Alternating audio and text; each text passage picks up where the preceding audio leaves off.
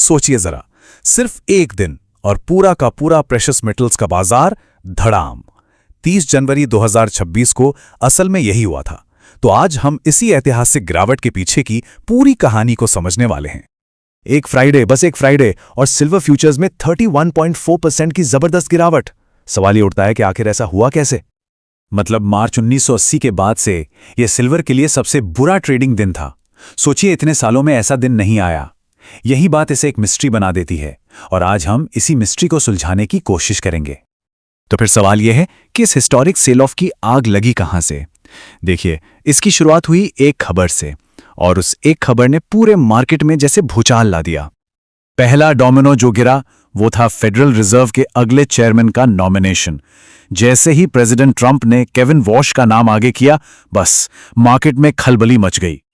अच्छा, तो सवाल यह है कि वॉरिश के नाम पर मार्केट ने ऐसा रिएक्ट क्यों किया? उन्हें एक हॉक यानी बाज की तरह देखा जाता है। अब इकोनॉमिक्स की दुनिया में हॉकिश पॉलिसी का सीधा सा मतलब होता है महंगाई को कंट्रोल में रखना, और उसके लिए इंटरेस्ट रेट्स बढ़ाए जाते हैं। और होता क्या है, जब इंटरेस्ट रेट्स बढ़ते हैं तो उस देश की करेंसी, मतलब यहां डॉलर, और भी मजबूत हो जाती है। और बिल्कुल यही हुआ। खबर आई नहीं कि अमेरिकी डॉलर इंडेक्स रॉकेट की तरह ऊपर भागा और इस उछाल का सीधा असर पड़ा प्रेशियस मेटल्स की कीमतों पर। जबरदस्त प्रेशर बना। देखिए, यहां एक बहुत जरूरी बात समझनी होगी। अमेरिकी डॉलर और सोने चांदी जैसी चीजों में ना एक उल्टा रिश्ता होता है। मतलब जब डॉलर स्ट्रांग होता है तो दूसरे देशों के इन्वेस्टर्स के लिए इन मेटल्स को खरीदना महंगा पड़ने लगता है, और जब कोई चीज महंगी हो जाए तो क्या होता है? सिंपल, उसकी डिमांड कम हो जाती है। तो चलो इस पूरे सेल ऑफ की एनाटॉमी को समझते हैं कि यह हुआ कैसे, स्टेप बाय स्टेप। सबसे पहले वो हॉकिश खबर आई जिसने पहली सेलिंग शुरू करवाई। फिर डॉलर आसमान छूने लगा, जिससे प्रेशर और बढ़ गया। इसके बाद वो इन्वेस्टर्स जिन्होंने पहले से ही काफी पैसा लगा रखा था, वो अपना प्रॉफिट बचाने के लिए मार्केट से निकलने लगे, मतलब बेचने लगे।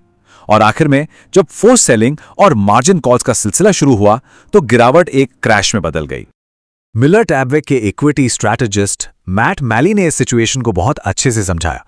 उनके मुताबिक ये जो हो रहा है ना, इसका ज्यादातर हिस्सा शायद फोर्स सेलिंग है। आज इतनी बड़ी गिरावट के बाद मार्जिन कॉल्स जाने लगे।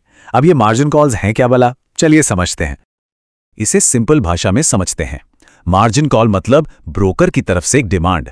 मान लीजिए किसी इन्वेस्टर ने उधार के पैसे से ट्रेड किया, अब उसे लॉस होने लगा, तो ब्रोकर कहेगा, भाई अपना लॉस कवर करने के लिए और पैसा डालो। और अगर इन्वेस्टर वो पैसा नहीं दे पाता तो ब्रोकर जबरदस्ती उसकी एसेट बेच देता है। और उस दिन मार्केट में यही हो रहा था, एक के बाद एक। लेकिन एक मिनट, ये जो क्रैश हुआ ना, ये अचानक से नहीं हुआ। इसके पीछे एक पूरी कहानी है। हुआ यह था कि यह गिरावट एक ऐसे साल के बाद आई जब मेटल्स ने रिकॉर्ड तोड़ कमाई की थी। मतलब मार्केट पहले से ही एक ऐसे पॉइंट पर था जहां एक छोटा सा झटका भी बड़ी तबाही ला सकता था। इन नंबर्स को देखिए जरा, तो पूरी पिक्चर क्लियर हो जाएगी। साल 2025 में सिल्वर ने 135% का गेन दिया था और गोल्ड ने 66% का। और फिर बस एक दिन में सिल्वर 31% से ज्यादा टूट गया और गोल्ड 11% से ज्यादा। इससे पता चलता है कि मार्केट कितना ज्यादा अस्थिर था। तो आखिर 2025 में इतनी बड़ी रैली आई क्यों थी? इसके पीछे कई वजहें थी। एक तो अमेरिकी डॉलर गिर रहा था, मार्केट में वैसे भी काफी उथल-पुथल थी, ऊपर से जियोपॉलिटिकल टेंशन भी बढ़ रही थी और फेडरल रिजर्व की आजादी को लेकर भी सवाल उठ रहे थे। इन सब वजहों से इन्वेस्टर्स को लगा कि भाई सोने चांदी में पैसा लगाना ही सबसे सेफ है। इन्वेस्टमेंट मैनेजर कैटी स्टोव्स ने इसे एक क्राउडेड ट्रेड का नाम दिया, मतलब एक ऐसा सौदा जिसमें बहुत ज्यादा भीड़ हो। उन्होंने इसकी तुलना टेक स्टॉक्स से की। वो कहती हैं कि जैसे लोगों का सारा ध्यान और पैसा टेक स्टॉक्स में जा रहा था, ठीक वैसे ही गोल्ड में भी जबरदस्त भीड़ लग गई थी। और जब बहुत सारे लोग एक ही जगह पर एक ही एसेट में ढेर सारा पैसा लगा देते हैं ना, तो एक खतरा पैदा होता है। इसे कहते हैं कॉन्सेंट्रेशन रिस्क। इसका मतलब सीधा सा है कि अगर जरा भी कुछ गड़बड़ हुई तो नुकसान बहुत बड़ा होगा। क्यों? क्योंकि हर कोई एक साथ बेचने के लिए भागेगा। और सोने चांदी के केस में यह खतरा हकीकत में बदल गया। इस पूरी सिचुएशन पर दो एक्सपर्ट्स की राय देखिए, बात और साफ हो जाएगी। BRI वेल्थ मैनेजमेंट के टोनी मीडोस का कहना था कि गोल्ड का $5000 तक पहुंचना कुछ ज्यादा ही आसानी से हो गया था। मतलब ये टिकाऊ नहीं था। वहीं मैटियोली वुड्स की कैटी स्टोव्स ने उस भीड़ वाली बात पर जोर दिया।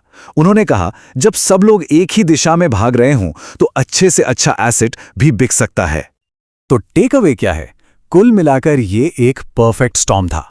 सोचिए, एक तरफ एक खबर ने चिंगारी लगाई और दूसरी तरफ एक ऐसा मार्केट था जो पहले से ही ओवरक्राउडेड मतलब बहुत ज्यादा भीड़ वाला और ओवर लेवरेज्ड मतलब कर्ज पर चल रहा था। जब ये दोनों चीजें टकराईं तो नतीजा था ये जबरदस्त क्रैश। और आखिर में एक सवाल जो सोचने पर मजबूर करता है, जब सोना चांदी जैसा सेफ माना जाने वाला एसेट इतनी बुरी तरह से गिरता है तो ये हमें मार्केट के असली नेचर के बारे में क्या बताता है? शायद यही कि जिसे हम सेफ्टी या सुरक्षा समझते हैं वो भी एक धारणा ही है, और बाजार तो हमेशा अप्रत्याशित ही रहेगा।